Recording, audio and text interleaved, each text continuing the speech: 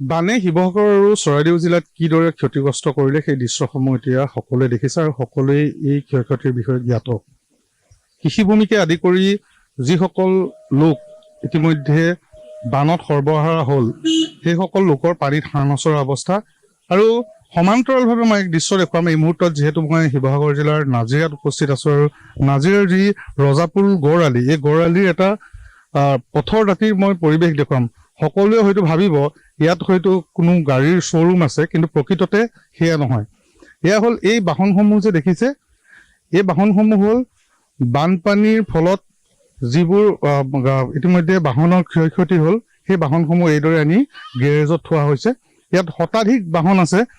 এই বাহনসমূহ বানপানীত সম্পূৰ্ণৰূপে নষ্ট হৈ গ'ল আৰু এতিয়া যিসকল লোকে এই বাহনসমূহ ক্ৰয় কৰিছিল তেওঁলোকে আনি গেৰেজত এইদৰে পেলাই থবলগীয়া অৱস্থাৰ সৃষ্টি হৈছে। মই দেখুৱাম যে বাহনসমূহৰ ভিতৰত কি দৃশ্য, যে এই বাহনসমূহ সম্পূৰ্ণৰূপে বোকাত পোত খাই গৈছিল। বহু আশাৰে, বহুদিনীয়া কষ্টৰে, সঞ্চয়ৰ ধনেৰে তেওঁলোকে এই বাহনসমূহ ক্ৰয় কৰিছিল আৰু এই বলীয়া বানত কেৱল ঘৰৰ সা সম্পত্তিয়ে নহয়, এই বাহনসমূহ সম্পূৰ্ণৰূপে নষ্ট হৈছিল। মই এই বাহনখনৰ ভিতৰৰ অংশটো দেখুৱাইছো যে ইয়াত ভিতৰৰ অংশত সম্পূৰ্ণ বোকাৰে পোত গৈছিল। আৰু এয়া এখন বাহনেই নহয়, ইয়াত শতাধিক বাহন আছে আৰু শতাধিক বাহনৰ একে ৰূপ। এই বাহনসমূহ এতিয়া এইদৰে আনি তেওঁলোকে এই গেৰেজত তেওঁলোকে থবলগীয়া হৈছে আৰু এখন এখনকৈ বাহন ঠিক মেৰামতি কৰি পুনৰ উভতাই পঠিয়ায়। কিছু কিছু বাহন কিন্তু মেৰামতি কৰিব পৰা অৱস্থাত নাই। আমি গেৰেজটোৰ ভিতৰৰ পৰলৈ যোৱাৰ চেষ্টা কৰিম আৰু দেখুৱাম যে এতিয়াও ইয়াত বহু বাহন এইদৰে বিকল হৈ পৰি আছে। আৰু বানপানী এনে পৰ্যায়ত ক্ষতি কৰিলে যে এইসকল লোকে বহু আশাৰে তেওঁলোকৰ সপোনৰ বাহনখন ক্ৰয় কৰিছিল, কিন্তু এতিয়া এই বিকল বাহনসমূহ তেওঁলোকে এইদৰে গেৰেজত পেলাই থবলগীয়া অৱস্থাৰ সৃষ্টি হৈছে। আৰু প্ৰকৃততে এই বাহনসমূহ পুনৰ ব্যৱহাৰ কৰাৰ উপযোগী হ'ব নে নহয় সেয়াও কিন্তু এতিয়া নিশ্চিত নহয়। এই গেৰেজৰ যিগৰাকী স্বত্বাধিকাৰী, তেখেত আমাৰ সৈতে আছে। আমি তেওঁৰ পৰাই জানিব বিচাৰিম যে ক'ৰ পৰা কিমান অঞ্চলত এই ক্ষয়ক্ষতি হ'ল বা এই বাহনসমূহ কোন কোন অঞ্চলৰ, সেয়া আমি জানিব বিচাৰিম। আপোনাৰ ওচৰলৈ আহিছো। আপোনাৰ গেৰেজত এতিয়া গাড়ীৰ বা বাহনৰ শাৰী, শতাধিক বাহন ইয়াত দেখা গৈছে পথৰ দাঁতিটো। এইবোৰ চব সকলো বানত বিকল হোৱা গাড়ী, চব পানীত ডুবা গাড়ীয়ে হয়। আপোনাৰ মেক্সিমাম 50% ডুবিয়ে গৈছে গাড়ী।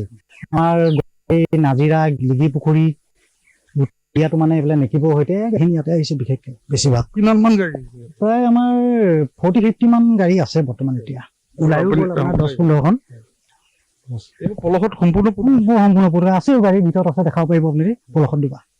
ইয়াতো বৰ্তমান আপোনাৰ কাৰ ডুবি গৈছিলে এইডোখৰ জেগাত, ইমান পানী হৈছিলে। এইবোৰ চিন আছে, চাব পাৰে গ'লে। আৰু এতিয়া আপোনালোকে দিন ৰাত একাকাৰ কৰি কাম কৰি আছো আমি তাকে। এই যে বাহনসমূহ যিসকল লোকে ক্ৰয় কৰিছিল, তেওঁলোকেতো EMI তেওঁলোকে দি থাকিব লগা হৈছে।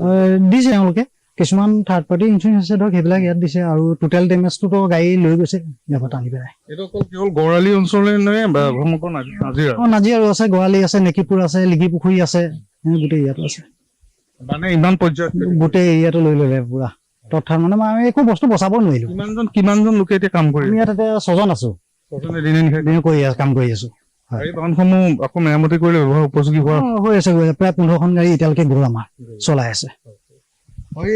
দৃশ্যবোৰ মই দেখুৱাইছো ইতিমধ্যে গেৰেজৰ যিগৰাকী স্বত্বাধিকাৰী, তেওঁ উল্লেখ কৰিলে যে নাজিৰাকে ধৰি নাজিৰা, লিগিৰি পুখুৰী আদিকে ধৰি মেকিপুৰ এই অঞ্চলসমূহত বানে ভয়ানক ৰূপ ধাৰণ কৰিছিল আৰু এই বাহনসমূহ পানীত ডুব গৈছিল। অন্যহাতেদি কেৱল পানীয়েই নহয়, পলসত পোত গৈছিল। আৰু এইদৰে শতাধিক বাহন এতিয়া সেই গেৰেজত এইদৰে পৰি আছে। আৰু যিসকল মধ্যবিত্ত শ্ৰেণীৰ লোক, তেওঁলোকে বহু আশাৰে জীৱনৰ সঞ্চয়ৰ পুঁজিৰে তেওঁলোকে এই বাহনসমূহ ক্ৰয় কৰে আৰু ঘৰত এখন বাহনৰ সকলোকে প্ৰয়োজন। কিন্তু এতিয়া বানে এনেকুৱা এক অৱস্থাৰ সৃষ্টি কৰিলে যে এই বাহনসমূহ আনি তেওঁলোকে গেৰেজত পেলাই থবলগীয়া হৈছে। অন্যহাতেদি EMI প্ৰসংগটো আছেই, তেওঁলোকে EMI যিহেতু দিব লাগিব। গতিকে কেৱল ঘৰৰ সা সম্পত্তি বা আচবাবেই নহয়, খেতি পথাৰেই নহয়, এইদৰে মধ্যবিত্ত শ্ৰেণীৰ লোকসকলে যিবোৰ বাহন ক্ৰয় কৰিছিল এই অঞ্চলসমূহত, সকলো কিন্তু বানত ইতিমধ্যে বিকল হৈছে, নতুবা পলসত এই বাহনসমূহ পোত গৈছিল। এতিয়া চেষ্টা কৰিছে গেৰেজত আনি তেওঁলোকে নিজৰ মৰমৰ বাহনখন যাতে পুনৰাই ব্যৱহাৰ উপযোগী কৰি তোলে। ইতিমধ্যে গেৰেজৰ স্বত্বাধিকাৰী আমাক জনালে যে প্ৰায় 15 পৰা 20খন বাহন তেওঁলোকে ইতিমধ্যে মেৰামতি কৰি ব্যৱহাৰ উপযোগী কৰি তুলিবলৈ সক্ষম হৈছে।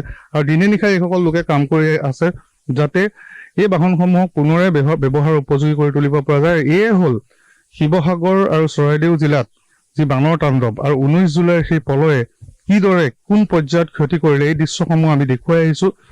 কেৱল ঘৰৰ সা সম্পত্তি নহয়, খেতি পথাৰেই নহয়, এইদৰে বহু লোকৰ জীৱনৰ আয়েৰে তেওঁলোকে ক্ৰয় কৰা এই বাহনখনো এতিয়া এইদৰে গেৰেজত কিন্তু পৰি থাকিবলগীয়া অৱস্থাৰ সৃষ্টি হৈছে।